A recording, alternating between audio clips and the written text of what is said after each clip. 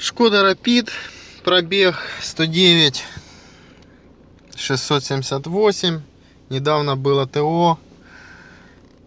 Сколько? 5000 назад. Появился стук ходовой. Но на ТО не смогли определить. Вроде было все нормально. Стук усилился. Заехал на диагностику ходовой на Интерциклон в Киеве. Вот. Диагностика показала, что надо менять стойку стабилизатора. Заменили. Сейчас поедем попробуем. Стучит, не стучит. Диагностика, стойка и работа обошлись 1118 гривен. Стук появился на мелких неровностях, на брусчатке, и со временем усиливался. Будем проверять, остался или нет.